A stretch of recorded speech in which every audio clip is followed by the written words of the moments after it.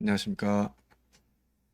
예, 주기도문 강의 시간 계속 진행하도록 하겠습니다. 오늘 나라가 임하시오며 구절을 가지고 나누겠는데요.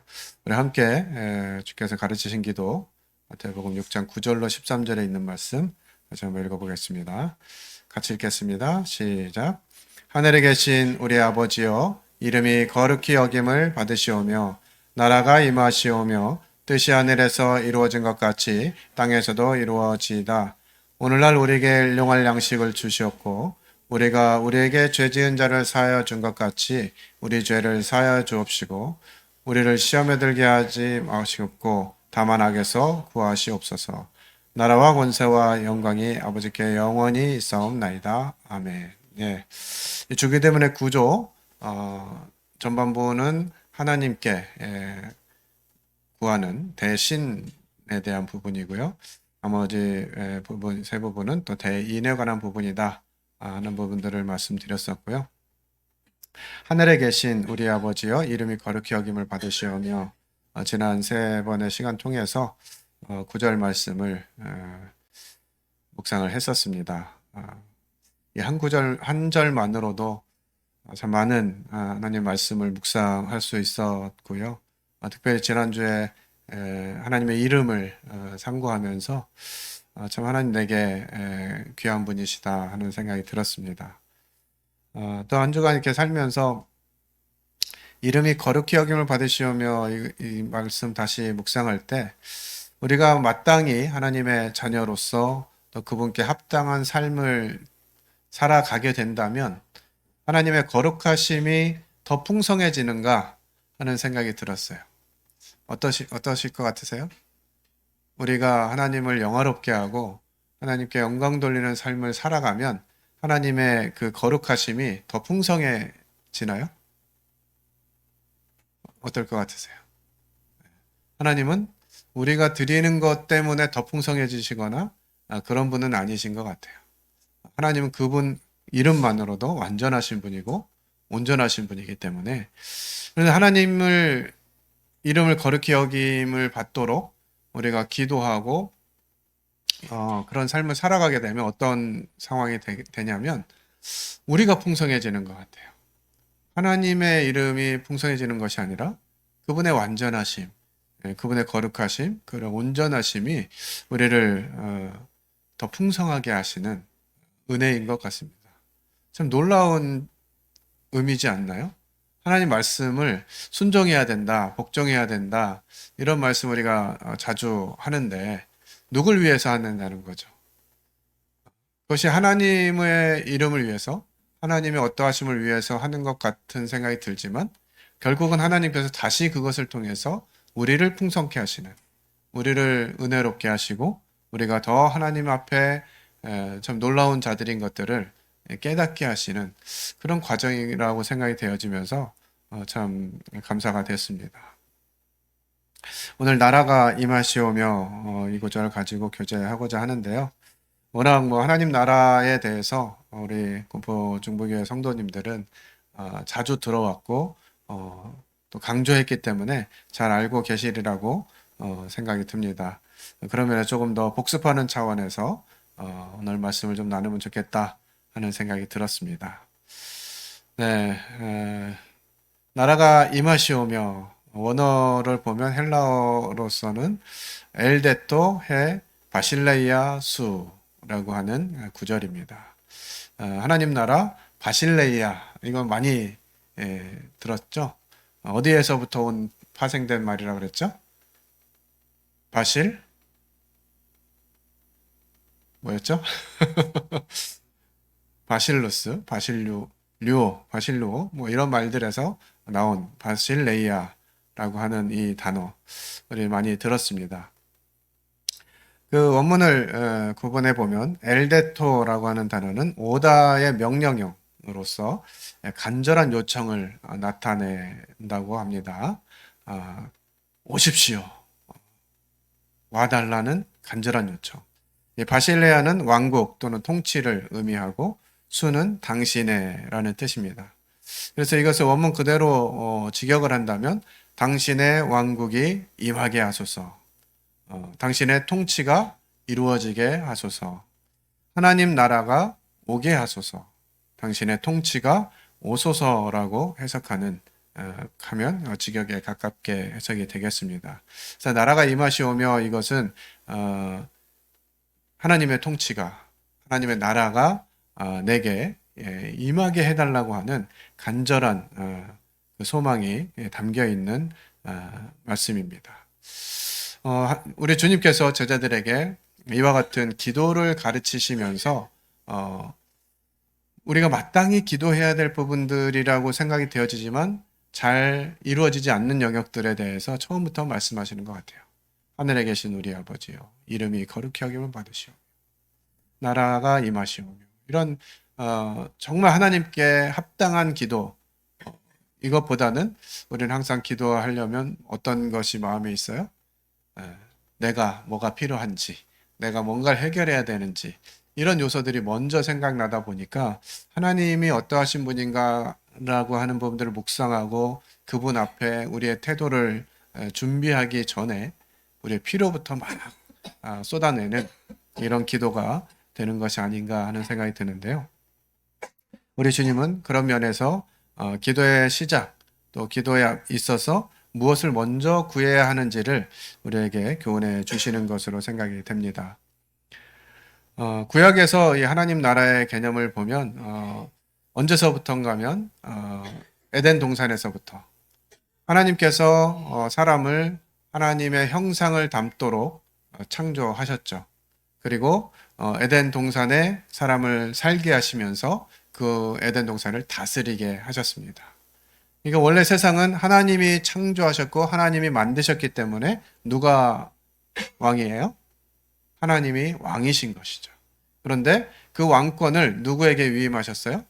아담과 하와에게 위임하신 것이에요. 그러니까 에덴 동산에서 아담의 지위는 왕의 지위라고 보시면 맞는 것이죠. 그런 개념에서 생각하면 이 에덴 동산은 하나님께서 아담에게 부여하신 왕국이었다. 이렇게 이해할 수 있을 것 같습니다.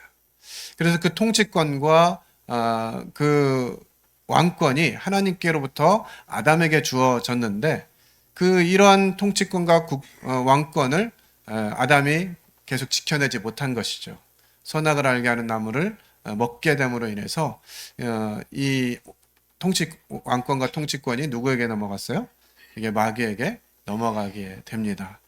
그래서 그때부터 이제 하나님 나라와 이 사단의 나라가 계속해서 대치되는 이와 같은 전쟁의 상황을 이 인류는 맞이하고 있는 것이죠. 그러면서 하나님께서는 이제 여자의 후손을 통해서 이 사단의 권세를 깨뜨리고 다시 하나님 나라를 이루실 것들을 예언해 주십니다. 여자의 후손이라고 하는 예언의 말씀을 통해서. 그리고 그것뿐만 아니라 이제 그 이후로 계속되는 역사 속에서 하나님께서는 이스라엘 백성들에게 참된 왕이 오실 것이다라고 하는 이 메시아에 대한 간절함을 계속해서 갖도록 말씀해 주시고 또 그 역사를 이끌어 가시죠. 이 이스라엘 백성들이 계속해서 뭐 통치와 압제와 뭐 이렇게 다스림을 받고 이런 과정들이 계속될 때마다 그들은 무엇인가 그것에서 해방되어지는 이 역사를 또 그 간절함을 가지고 있었습니다. 그것이 이제 메시아의 왕국을 예언하는 선지자들의 많은 언약들을 생각나게 하고요. 다윗을 통해서 하나님이 다윗의 후손을 통해서 세울 그 나라에 대해서도 말씀해 주십니다. 그리고 이스라엘 백성들은 또 실제로 출애굽 사건을 통해서 하나님께서 그들을 건져내시고 새로운 나라에 이르게 하실 이 부분들을 말씀해 주시는 것이죠. 이러한 개념들에 의해서 이 구약 시대에는 사람들이 하나님께서 새로운 나라를 일으키실 것이구나 라는 이제 생각들이 있었고요. 그들이 통치 가운데 있으면서 많은 나라들에 의해서 통치를 받으면서 고통당할 때 늘 그 상황을 하나님께서 해결해 주시고 완전히 새롭게 누가 통치하는 나라? 메시아가 다시 임하셔서 통치하는 나라를 계속 소망하게 되는 것이죠. 그러니까 이스라엘 백성들이 이러한 관점에서 예수님이 오신 시점은 그것이 더 강렬해진 시대였다고 보시면 됩니다. 왜냐하면 그때 로마의 압제 속에서 정말 뭐 자유가 없고 모든 고통하는 그런 과정 가운데 있었기 때문에 메시아가 오실 것이다라고 하는 그 마음과 생각이 그들에게 가득했었다라고 하는 것이죠. 하지만 늘 우리가 말씀을 통해서 확인하다시피 그들이 기대한 왕국과 하나님이 계획하시고 실행하신 이 왕국의 개념은 조금 달랐습니다. 이스라엘 백성들은 정치적으로, 환경적으로 완전히 자기들이 어려운 가운데서 해방되어지고 새로운 환경에서 정말 즐겁게 하나님의 통치를 누리는 그런 나라를 소망했지만 하나님께서는 먼저 예수 그리스도를 통해서 이 하나님 나라가 무엇인지를 말씀해 주신 것이죠. 그것이 주께서 가르쳐 주신 기도의 의미인데 이 시대에 살았던 많은 유대인들은 이런 민족 해방의 메시아 왕국 이것들 기대했던 것이죠. 그래서 18번 축복 기도문의 내용을 보면 그런 부분들 더 잘 알 수 있게 되는데요. 10절에 보면 우리 민족의 해방을 가지고 오시고 선포하시고 깃발을 들어 디아스포라를 모으소서. 그러니까 이스라엘 백성들이 회복되어져서 다 모이고 정말 새로운 나라를 맞이하는 이와 같은 나라를 소망하는 것입니다. 우리의 심판관들을 예전과 같이 회복시키시고 우리의 지혜자들을 처음과 같이 회복시켜 주소서. 정말 하나님이 다스리는 그런 다윗 왕국의 풍요로움, 또 안전, 부흥 이런 것들을 기대하는 것이죠. 그 18번 축복기도문의 그 이후 12절로부터 14절, 16절까지 이렇게 살펴보면 다 이와 같은 정말 하나님의 완전한 통치가 임했으면 좋겠다라고 하는 간절한 마음으로 메시아를 기다렸던 그들의 기도의 내용들을 이렇게 살펴볼 수가 있습니다. 우리 성도님들은 어떠신가요? 우리 주님이 속히 오시기를 얼마나 간절하게 바라고 기다리고 계신가요? 어느 한 교회에서 목사님이 성도들을 앞에 앉혀놓고 누구든지 천국에 가길 원하는 사람은 자리에서 일어나라고 그랬더니 대부분 다 일어났는데 한 모치님 한 분이 안 일어나시고 앉아 계시더래요. 그래서 왜 안 일어나시냐니까 뭐 가긴 가야지. 근데 지금은 아니요. 그랬대요. 지금은 할 일이 많은 거예요. 정말 주님의 왕국, 주님의 나라가 임하기를 우리는 정말 바라는데 지금은 좀 안 왔으면 좋겠는 거죠. 이것이 우리들의 현실이 아닌가. 믿음과 현실 사이에서. 그래서 히브리서에서 믿음이 하나님을 기쁘시게 한다라고 하는 부분들을 히브리서 11장 요즘 큐티하고 있는데 11장을 통해서 믿음이 우리에게 얼마나 중요한가 하는 것들을 가르쳐 주고 있습니다. 그냥 안다고 들었다고 그럴 거라고 생각하는 것이 믿음이 아니라 실제로 보이지 않는 것들을 보이는 것처럼 믿고 자신의 삶을 거기에 올려놓는 것이죠. 정말 주님이 우리가 이제 12월 달 피아노 학원이 나가고 나면 인테리어 하고 뭐 이렇게 하는데 한 1억 정도 든다 그러잖아요. 1억이 없어가지고 걱정인가 싶기도 한데 만약에 예수님이 2월 달에 오신다. 2월 달에 이 땅에 오신다. 그러면 어떻게 하겠어요, 우리? 그 1억이 문제가 아니겠죠. 팔아가지고 아마 예배당 이거 다 사는데 헌신해도 이상하지 않을 거예요. 근데 우리 마음에는 아직 주님이 좀 더 있다 오셨으면 좋겠는 이런 마음이 생기는 것이 아닌가. 좀 더 이 세상을 누리거나 뭔가 기대해보는 우리 청년들, 결혼 안 한 청년들은 결혼도 안 했는데 주님이 오시면 좀 그렇지 않나 이런 생각이 들 수도 있을 것 같고 모든 우리가 마주하고 있는 여러 상황들 속에서 우린 정말 하나님 나라가 임하기를 소망하고 있는가라고 하는 거죠. 그동안은 우리가 이 하나님 나라에 대해서 이해하면서 정말 그 마지막에 이루게 될 그런 하나님 나라만 소망을 했었는데 이 하나님 나라에 대한 부분들을 저희는 말씀을 통해서 배우면서 이것이 미래에 있을 일이 아니라 지금 현재에 이루어져야 될 일들인 것들을 계속 살펴보고 있습니다. 구약 성경은 계속 이와 같은 하나님의 나라가 임할 것들에 대해서 약속해 주시고 그 약속이 곧 이룰 것을 이룰 것을 이 선지자들을 통해서 말씀하셨던 것이죠. 말라기가 이제 구약 성경의 마지막이잖아요.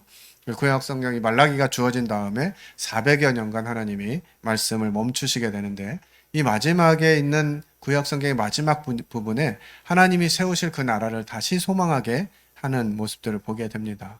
근데 얼마나 사람들이 악해졌는지, 하나님이 다시 오시겠다, 다시 새 나라를 만들겠다 이렇게 얘기하는데도 이 백성들이 언제 그런 일이 일어나겠습니까 하면서 하나님을 불신하는 이런 시대가 되었고요. 결국 하나님이 400여 년간 하나님 음성을 멈추시는 참 암흑기의 역사를 보게 되죠. 그렇지만 하나님은 그 사이에서도 가만히 계신 것이 아니라 계속해서 하나님 나라를 이루실 것, 또 그 실행하실 계획들을 하시다가 이제 주님을 통해서 이 일들을 이루어내신 것으로 우리가 이해가 됩니다. 하나님 나라의 3요소 뭐라 그랬었죠? 영토와 국민과 주권이 있어야 된다. 근데 이 하나님 나라의 영토는 어떤 공간적인 것에 제한받는 것이 아니라 하나님의 통치가 미친다면, 하나님의 주권이 사용되어지고 하나님의 통치가 이루어지는 그 공간이 바로 하나님 나라다라고 하는 부분들을 우리가 교재를 많이 들었습니다. 그리고 하나님 나라의 국민, 이것은 그냥 그곳에 속해 있기 때문에 국민이 아니라 그 주권자를 인정하는 그런 사람들이 백성이겠죠. 여러분들은 우리가 대한민국 국적을 가지고 있다는 것이 얼마나 큰 특권인지 잘 모르실 거예요. 내가 대한민국 국적을 가졌기 때문에 막 만족하고 기뻐하고 막 이러신 분 계신가요? 날 때부터 대한민국 국민이었기 때문에 그것에 대해서 가치를 잘 모르는데요. 저희가 이제 회사의 뭐 여러 상황 때문에 그 외국인을 좀 근로자로 채용하려고 그러는데요. 엄청 힘들어요. 그 사람을 한국에 데려오는 것이 어렵다고요. 회사에서 보증도 서고 이 사람이 이렇게 해서 우리가 쓸 거다, 이렇게 계획서를 제출하고 이렇게 해도요, 이민국에서 허가가 쉽게 나질 않습니다. 뭐 실사를 나온다 뭐 이런 얘기도 있고 참 어려워요. 그만큼 이 시민권을 갖는다는 거, 주권을 갖는다는 거, 이건 굉장히 어려운 일이거든요. 마찬가지로 하나님 나라가 하나님이 통치되어지는 하나님 나라의 국민이 되어지는 거, 우리는 어떻게 보면 쉽게 하나님의 자녀가 된 것 같고 하나님의 백성이 된 것 같은 이런 생각이 들지만 그리 쉽지 않습니다. 최근에 어떤 형제님께서 이제 청소년들에게 복음을 전하면서 질문을 하더라고요. 구원받기 쉬워요, 어려워요? 네? 구원받기 쉬워요, 어려워요? 네. 받은 사람은 참 쉬워요, 그죠? 네? 받은 사람은 참 쉬워요.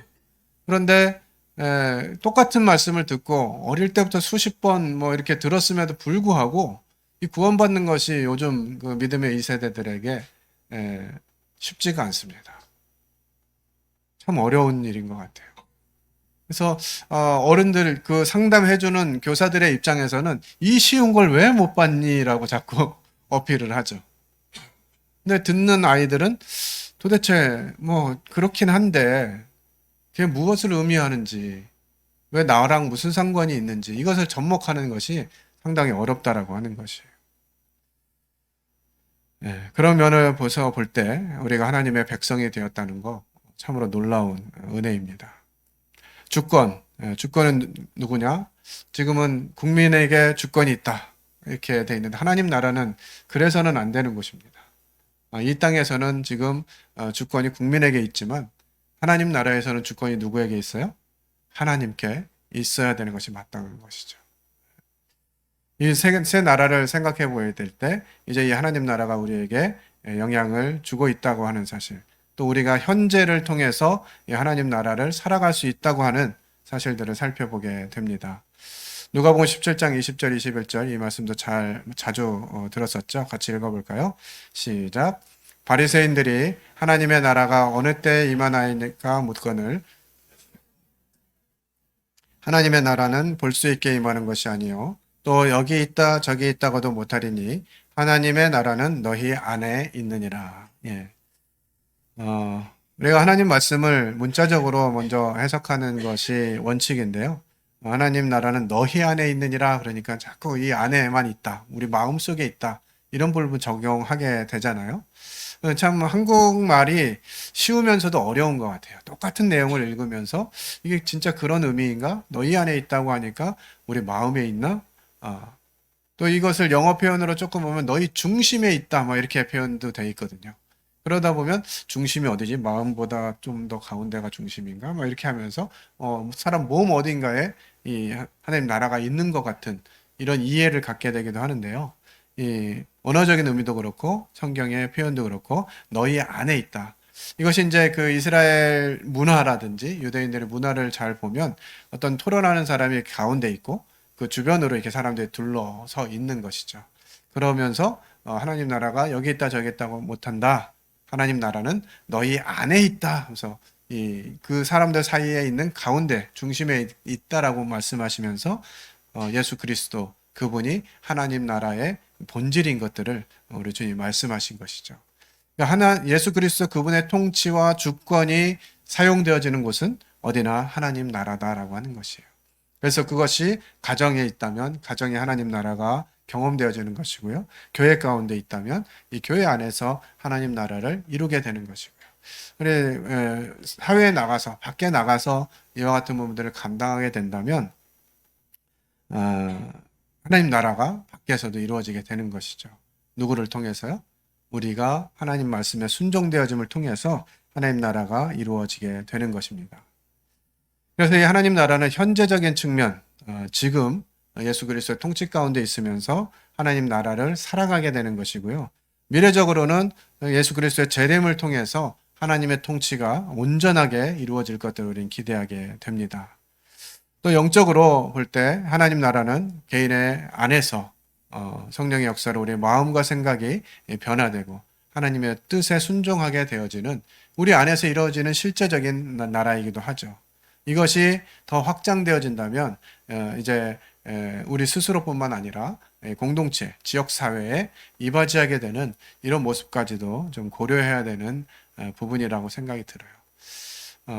하늘에 계신 우리 아버지라고 하는 그 부분에서 설명을 했었습니다만 우리 아버지라는 이 이름 안에 이미 많은 사람들이 더해져야 된다라고 하는 사실들을 우리는 살펴봤었습니다.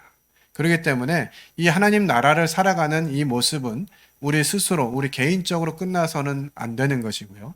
우리 교회에 그것들이 풍성해지고 이것들이 또 외부 사람들에게도 전달되어져서 하나님 나라의 가치를 보게 하는 것, 이것이 우리에게 맡겨진 사명이라고 생각이 됩니다. 이것이 너무나 중요했기 때문에 우리 주님은 공생의 기간 동안에 이 하나님 나라에 대해서 누차 강조하시고 반복하시면서 가르쳐 주셨어요. 씨 뿌리는 자, 겨자씨, 누룩둥의 비유를 통해서 이 하나님 나라의 성격과 성장을 설명하셨죠. 이를 통해서 하나님 나라의 현재성과 미래성, 작은 시작과 큰 영향력을 가르치셨습니다. 주님이 이 땅에 계셨을 때 그렇게 하셨을 뿐만 아니라 이제 계속되어진 하나님의 역사 가운데에서 우리에게 동일하게 이 하나님 나라를 계속 설명해 주시는 것이에요. 어떤 분들이 이렇게 느낄지 모르겠습니다. 또 하나님 나라야? 라고 하는.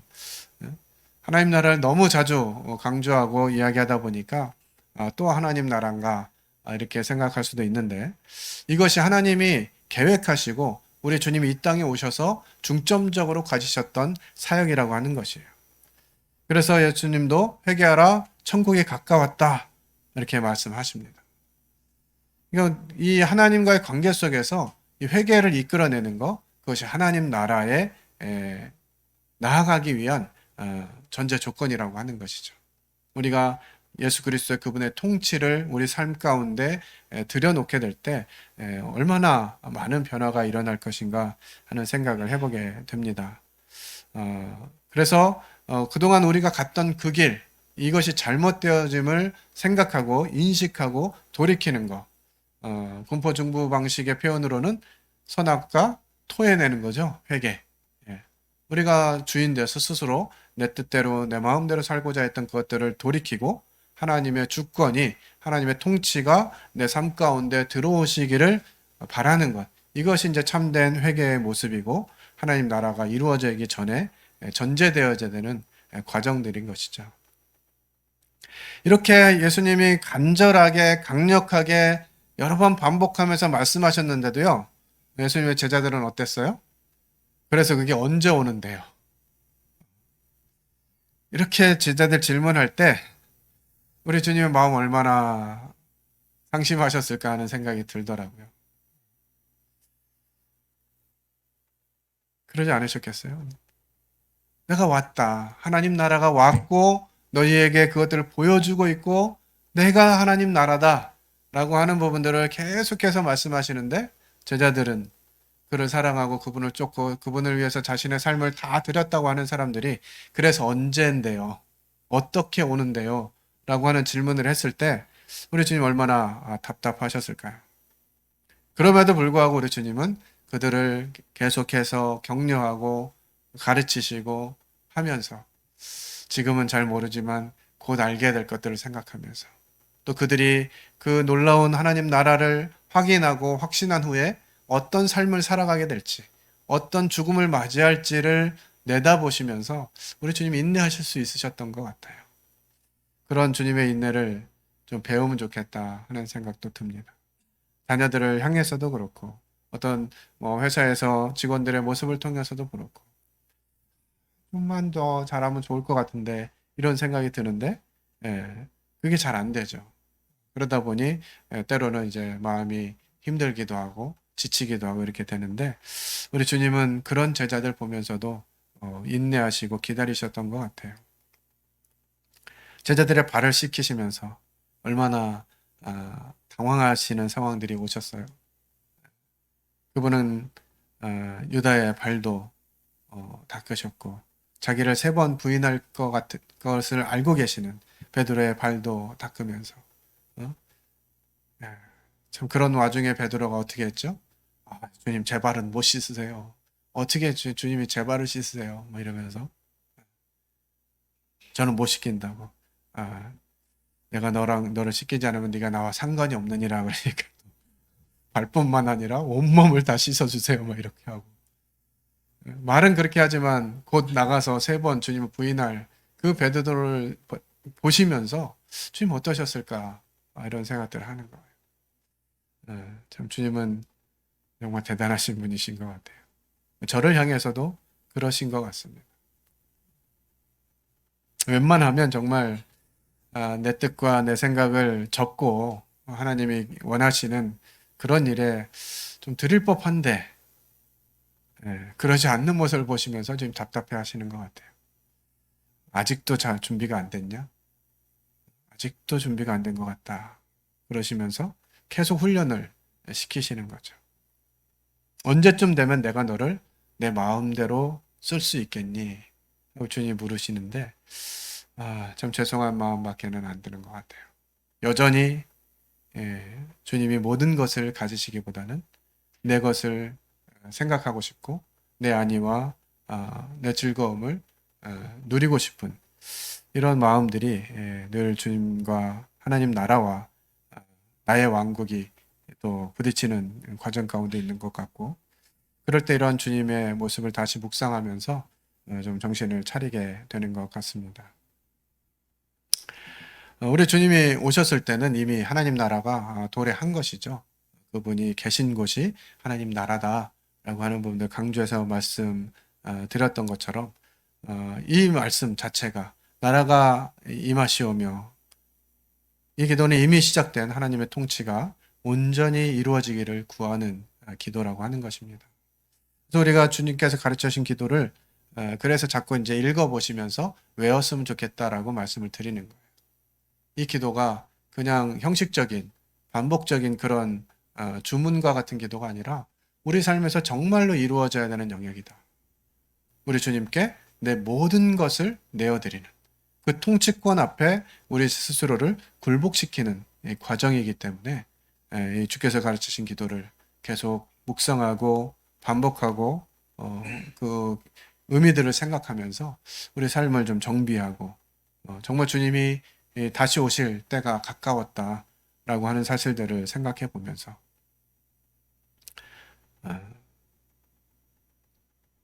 우리나라에 일어나고 있는 이런 일들을 통해서 두려움도 가끔은 생각하게 되는 것 같아요. 5.18 뭐 이런 때처럼 정말 막 장갑차가 들이닥쳐가지고 막 사람들을 향해서 총을 쏘고 포를 쏘고 이런 일들이 일어나나? 실제로 그런 상황들이 우리 눈앞에서 벌어진다면 우리는 정말 어떤 태도로 하나님을 바라보게 될 것인지 하는 부분들 생각하게 되는 것이죠. 그 주님의 마지막 때를 생각하면 우리는 뭐 이 상태로 머무는 것이 아니라 이 사실을 아직 알지 못하는 가족들에게, 이웃들에게 이 사실을 알리지 않으면 안 된다고 하는 것이죠. 확장시키는, 하나님 나라를 확장시키는 것이 하나님의 교회와 우리들에게 맡겨진 사명이 아니겠습니까? 그래서 우리는 이제 이와 같은 부분들을 계속 생각하면서 하나님 나라가 임하시기를 간절히 기도하고 그 일들이 우리에게 이루어질 때 하나님 나라가 확장되어질 이 사실들을 기대하게 되는 것입니다. 그래서 우리는 이제 이 하나님 나라에 대한 현재적인 의미를 생각하고 또 앞으로 오게 될 그런 의미들과 함께 병행해서 생각해야만 하는 것입니다. 일상에서 하나님의 통치를 인식하는 것이죠. 모든 순간 하나님의 주권을 인정하고 그분의 뜻을 구하는 그런 삶을 우리는 살아야 하는 것입니다. 이 기도는 우리의 삶이 하나님의 뜻에 일치되어야 함을 강조하는 것이죠.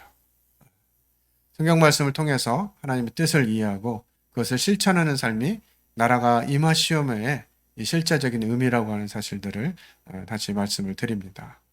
또한 이것은 우리에게서 멈추는 것이 아니라 공동체의 변화, 우리 교회, 또 우리가 교회가 머물고 있는 이 지역 사회에 이와 같은 하나님 나라를 구현해 가는 이것 또한 우리에게 맡겨졌다라고 하는 사실을 기억해야만 할 것입니다.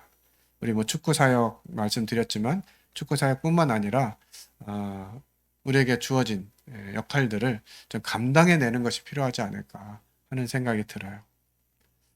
네. 그런 방법들을 좀 고민해 볼 필요가 있다고 생각이 듭니다. 그래서 이것은 이제 하나님의 나라가 현재 실행되어지는데 이것은 완전하지 않고요. 부분적으로 실현되고 있습니다. 그것을 인식하고 자기 삶 가운데 하나님 나라를 인정하고 그 주권에 굴복되어지는 개인들에게 이 일들이 실현되고 있고요. 또 교회가 한 마음으로 이와 같은 부분들을 소원하게 된다면 그 또한 구현되게 될 것입니다. 하지만 이것은 지극히 제한적인 것 같아요. 우리가 이 땅에서 하나님 나라를 완전하게 구현하는 이런 모습들을 우리 스스로 감당해내는 것은 거의 뭐 불가능에 가깝지 않을까. 그렇지만 그 부분적인 시련을 경험하면서 진정한 하나님 나라를 소망하게 되는 것이죠. 이렇게 해도 안 되는데, 이렇게 해도 넘어지고 실패하고 어려움을 겪지만 그분이 오실 그때, 그분이 임하시면 이 하나님 나라가 정말 완전하게 성취될 거라는 것이죠.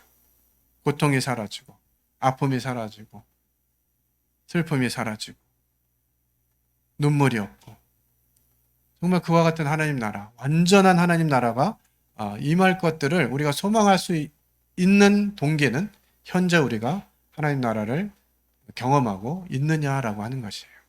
이게 경험되어져야 진짜 하나님 나라를 소망하게 된다는 거죠.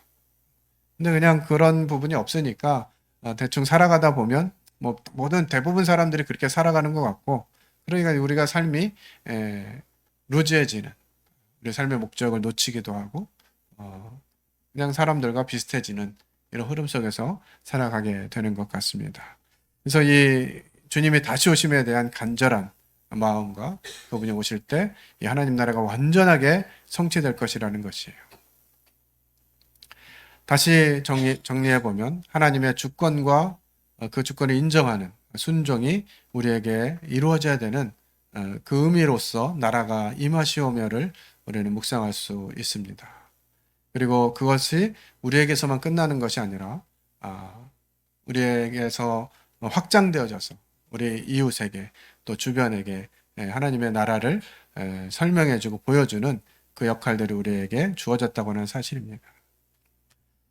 정의와 공의를 추구하는 삶, 이것은 이제 하반부에 간구하는 이런 기도들을 통해서 저희들이 살펴보게 될 것이고요. 화해와 용서의 삶을 실천해야 된다 하는 영역도 후반부에 있는 그런 강구들을 통해서 우리는 더 깊이 묵상하게 될 것입니다. 참 이 하나님 나라는 결국은 하나님의 성품을 닮아가게 되는, 하나님이 바라시는 것에 우리의 마음이 있는 것. 그래서 우리 늘 찬송 자주 하잖아요. 아버지, 당신의 마음이 있는 곳에 나의 마음이 있기를 원한다. 계속 우리는 그런 찬양과 간구를 드리고 있는데, 이것이 실제화되는 이 부분에 주께서 가르치신 기도가 중심에 있는 말씀이다 라고 하는 사실들을 우리가 기억하면 좋을 것 같습니다. 말씀을 좀 정리하겠습니다. 나라가 임하시오면은 하나님의 통치가 우리의 삶과 세상에 온전히 이루어지기를 간구하는 기도입니다. 이는 현재적 측면에서 우리 삶 속에서 하나님의 뜻을 실천하고, 미래적인 측면에서는 우리 주님의 재림과 하나님 나라의 완성을 기대하는 이중적인 의미를 가지고 있습니다. 이 기도는 우리에게 하나님의 주권을 인정하고 복음을 전파하고 화해와 용서의 삶을 살고 창조 질서를 회복하는 등 구체적인 삶의 변화를 요구합니다. 우리 산상수훈을 묵상하면서 계속해서 들었죠. 이거 그냥 듣기 좋으라고 하는 말 아니다. 또 불가능한 일을 하라고 말씀하시는 것이 아니다. 하나님 나라를 인정하고 하나님의 주권을 인정하는 사람에게 실제로 이루어지는 삶, 이것이 산상수훈이다 라고 하는 부분들을 나눴다고 하는 것이죠.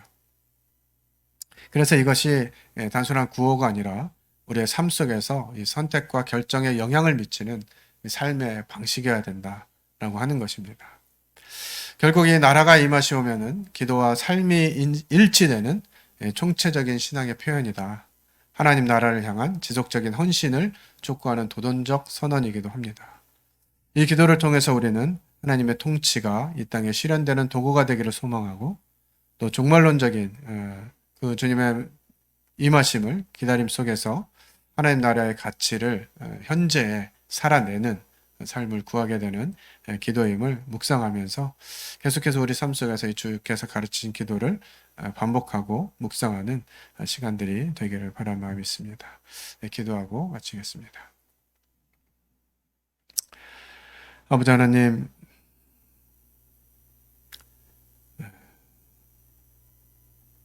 하나님의 말씀을 저희들이 마주하고 있으면서도 그 말씀을 하시는 분이 누구신지,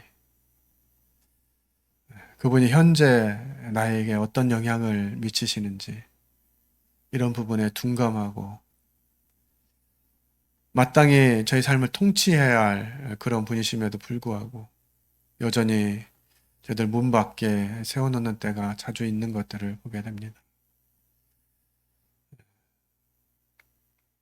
하나님 나라가 임하기를 간절히 구하라고 가르치신 이 주님의 기도를 묵상하고 배우면서 저희들의 마음은 하나님 나라를 향해서 어떠한지를 돌아보게 됩니다.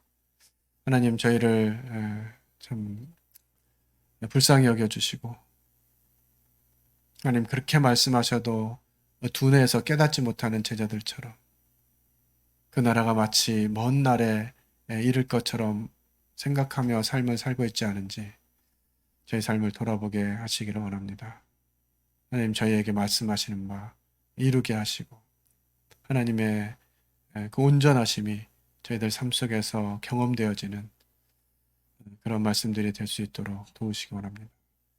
여러 가지 피곤하고 힘든 가운데서도 하나님 말씀을 듣고자 나오는 귀한 성도들에게 하나님이 복 주시고 평안을 주시며 그 삶에 능력을 덧입혀 주셔서 이 하나님 나라를 능히 살아내는 귀한 성도들 될 수 있도록 도우시기 원합니다. 귀한 은혜를 감사드릴 때 살아계신 하나님 아들 예수 그리스도의 이름으로 기도했습니다. 아멘.